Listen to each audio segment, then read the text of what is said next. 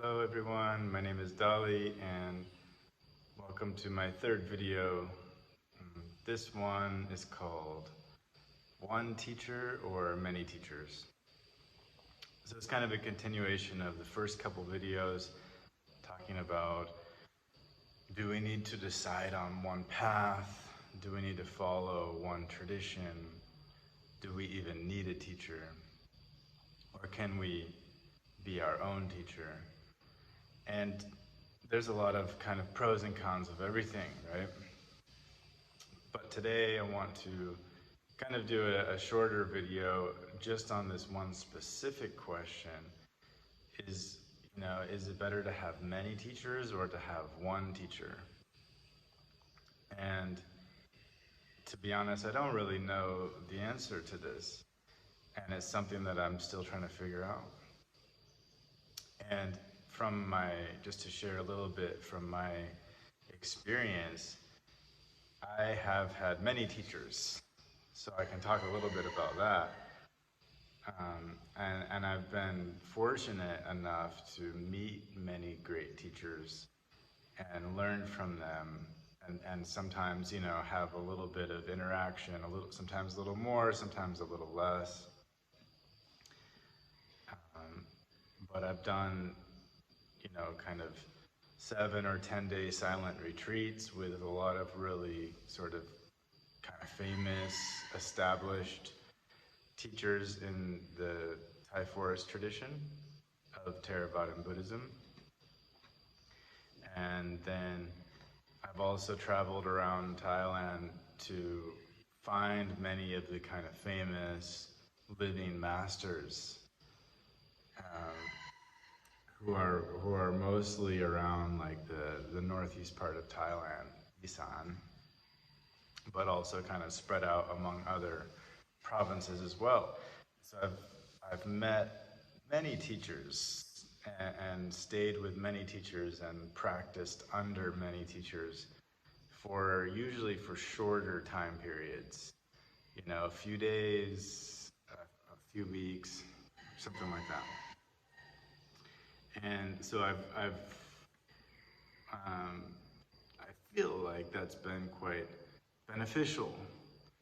That I feel like I've kind of taken a little bit from each teacher. And the nice thing about having already found my tradition and kind of narrowed it down to like, okay, this is the path I'm on. I call myself a Buddhist, and not only that, I want to really stick to the world of Theravada Buddhism, at least, mostly. Still kind of, out of curiosity or whatever, maybe still, be open a little bit to kind of learn and listen to some other traditions, but kind of pretty focused. And the nice thing about that, and really the nice thing about Theravada Buddhism, is that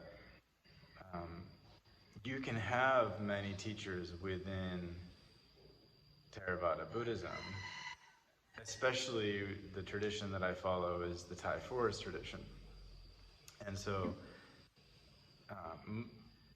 mostly they're teaching the same thing, but they have different personalities, they have different stories, they have a different experience, they've had different experiences, different examples, and so they kind of present things perhaps slightly differently, and maybe one thing worked for one person and another person kind of found that something else was helpful.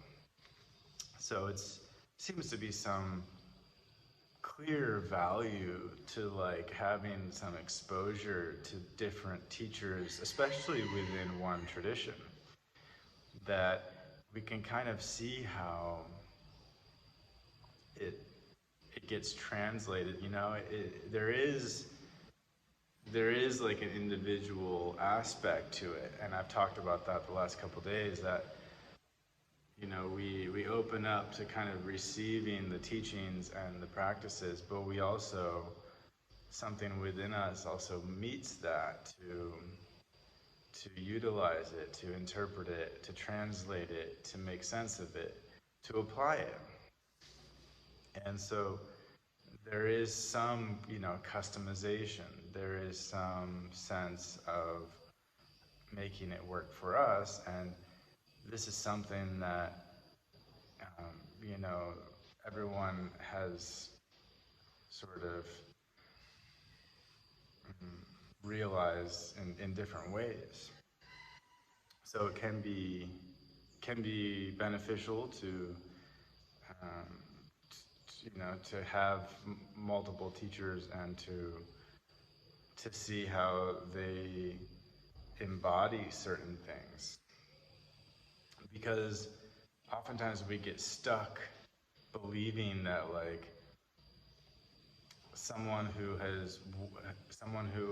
is awake is going to like kind of look a certain way or act a certain way, talk a certain way, walk a certain way.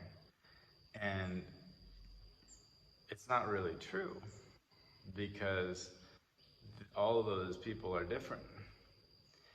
And something that has really been sort of inspiring for me is that within this tradition, it's kind of commonly talked about that enlightenment doesn't change who you are.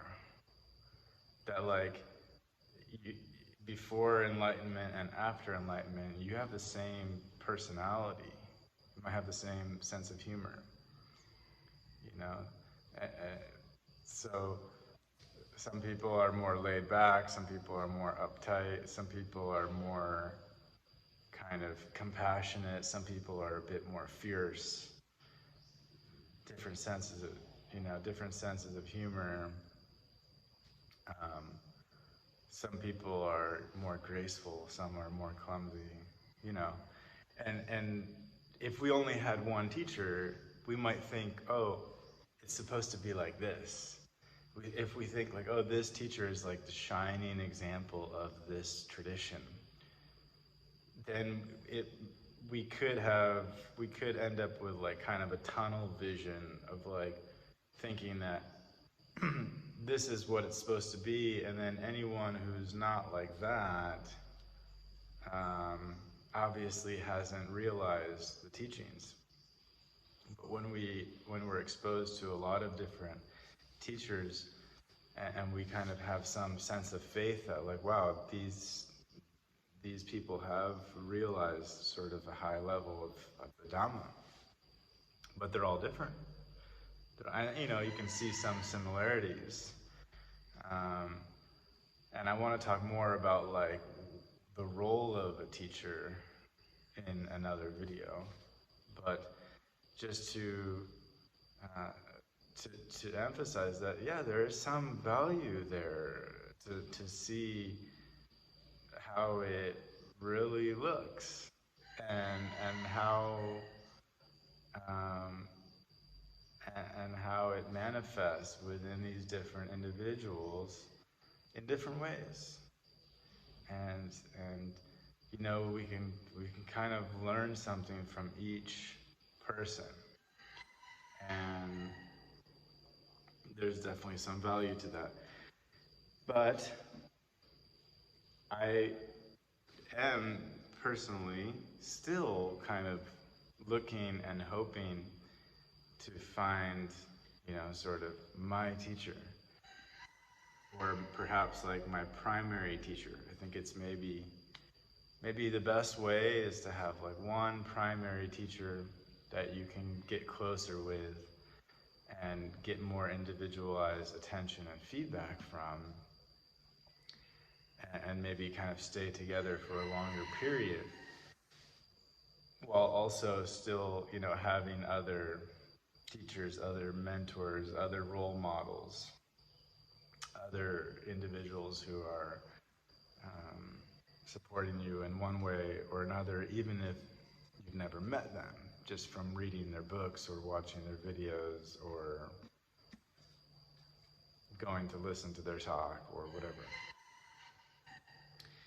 And so, the challenge here is that it's not easy to get close to a good teacher in today's world.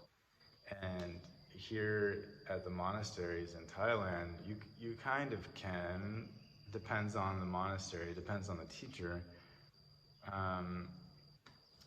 But the kind of usually the really great teachers are famous, and they've got a lot of people coming to talk to them every day, and they're usually like the abbot of their monastery. A lot of times they have a lot of branch monasteries, and so they're kind of overseeing all of these projects. There's like building projects going on because they're expanding, or they're building a new pavilion, or they're building a new temple somewhere.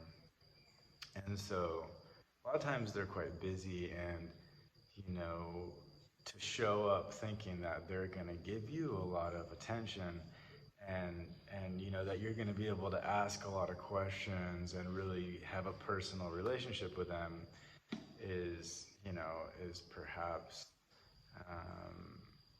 wishful thinking. So and then in the West, or in places where there aren't these amazing monasteries, in every town, every village, every part of the country, then a lot of the kind of spiritual teachers or Buddhist teachers are living in the world, making a living from teaching. So that's another challenge, is like to get close to one of those teachers could become expensive very quickly. That like you can go do one meditation retreat with a great teacher, 7 days, 10 days, whatever, and maybe during that retreat you have a chance to ask the teacher one question, or maybe a couple questions. Sometimes you get like a little 10 or 15-minute interview with the teacher, and if that's the case, usually it's like every other day or every third day or something like that, or twice a week. So and a lot of times there's 50, 60, 70 people on this retreat, and so you're just one of them, and so there's many of you and only one teacher. And it's like at the end of the retreat, this teacher who you're hoping to like connect with and get close to, they probably have no idea who you are. And so if you kind of continue to show up for all of their retreats or all of their events, and maybe they start to remember you after a while, but given the nature of the way things work in many places, is like these retreats aren't free, because you have to pay for the accommodation and the food, and then the teachers are often sort of living off of the donations that come in. So they might offer the teachings freely, but we also understand, like, if we don't support them, then they won't be able to continue this kind of way of life, of sort of the career path of being a professional spiritual teacher. So then that could be quite difficult to sort of get close to a good teacher in that setting, and maybe they have longer programs or longer courses, or their own teacher training courses, or there's opportunities to volunteer at their center or with their foundation or something like that, and that could be a good way to go about it. And one of the big questions here that's coming up is, how do you know if you found your teacher? And I'm probably not the right person to answer that question, because I've met so many amazing teachers, and every time I'm kind of like, oh, is this my teacher? And, sometimes I'm like thinking for a while, oh, I think it is. And then, maybe some more time goes by and I'm like, nah, I'm not sure anymore. Some doubt arises. And I don't know, many people say that when you find your teacher, you will know that they are your teacher. Is that true? I don't know. I think maybe that's been true for some people, but maybe it's not always like that. And then, I've met people who are like, oh, if you meet a teacher like that, you won't want to leave. You'll want to stay with that teacher as long as you can. So on this trip, right now I've got a list of another 5 or 6 or 7, monasteries to go check out. And really the idea to go to a monastery like this is that there's a teacher there that I've heard about that is well known or highly respected or something like that. So it's really like I'm going to meet these different teachers. And so, I can kind of share as I go along here how it's going and this aspect of my journey of kind of like looking for my teacher to see if I come across something that feels right, or I sort of go through my list and then I kind of go back through it to see which one did I feel most connected to, or which one did I think would be the right fit for me, and why. So I'll just share that kind of stuff as I go. But just in summary, certainly having sort of many teachers and being exposed to many teachers, especially if they're kind of very closely aligned, but they have different personalities and sort of different life experiences and maybe different areas of expertise. Some of them are like much more clear with like meditation instructions, and others are really good at talking about like applying the teachings to daily life or whatever it is. So you kind of open up to kind of be exposed to many different teachers and sort of taking inspiration and learning what you can from each one. And then that other question of, well, how about having just one teacher, one primary teacher? I think it would be great. I think it is important because, it's important to go deeper with one person that you really trust and respect. And especially if you can get some more kind of individual attention from that person and sort of, work together or kind of receive some guidance from them over a longer period of time so that they can kind of watch you grow and sort of guide your practice as the practice unfolds.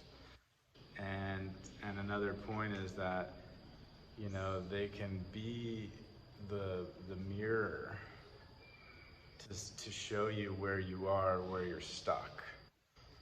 And that is something that is very difficult to avoid if we don't have like a primary teacher who can kind of point things out to us and be like,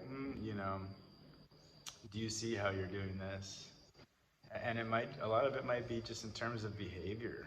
It's not like, I think a lot of times we get, we tend to think like, from a spiritual teacher, I want to learn, how to meditate, and I want to ask them questions about meditation.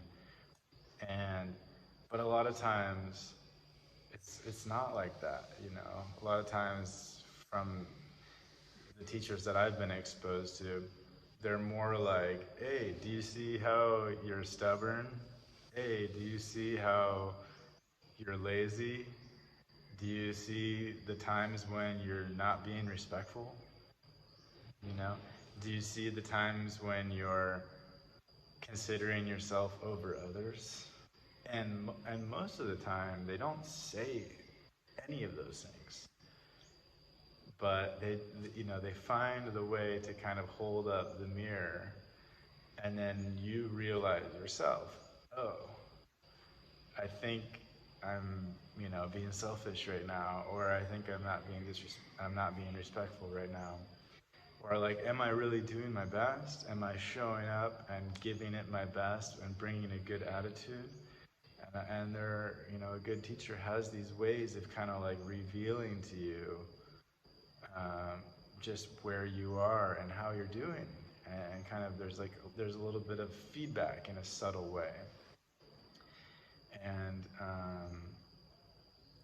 so actually to tie it back in with the previous talk, it, it's about being your own teacher. It's like in many ways a good teacher is actually going to help you cultivate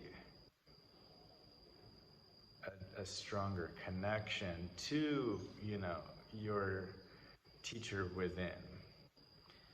So it's a lot of times it's not that like authoritative, like I'm the teacher and you need to listen to me and this is what you're doing wrong. It's more subtle than that.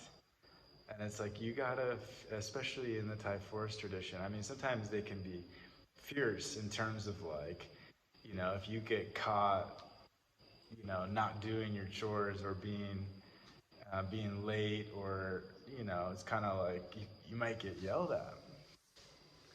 But in other times, it's kind of there are like subtle hints or clues that you have to figure out, and then when you figure them out, you get that sense that like it's actually coming from within you.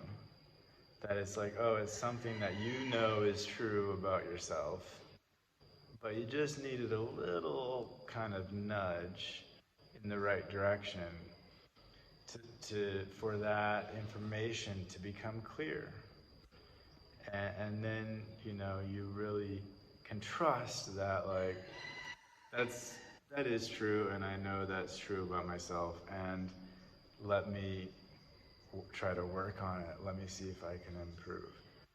So I'll talk more about the role of that teacher and kind of that relationship in another video. But for now, I hope that is helpful. And I know it's difficult to find a teacher and get close to a teacher. So would be interested to hear from all of you if you have a primary, spiritual teacher, maybe where you met or how you developed that relationship. And if that's been fruitful, or if you've been more like me, you've kind of had many teachers and you're sort of looking or hoping to find your teacher. And if you did find kind of your teacher, how did you know? Was it like super obvious? Maybe it would be interesting if some people would share in the comments about their own journeys. And may you have some success either way in finding good teachers, and may those relationships and that connection help you in some way to also connect down inside with your own teacher, and to kind of get that guidance that you need so that things become more clear and you start to see where you're getting stuck, and you sort of get what you need. You get what you need from out there so that you can further develop yourself on the path from within your own heart. Okay, thank you so much for watching. My name is Dolly, and I will see you again next time.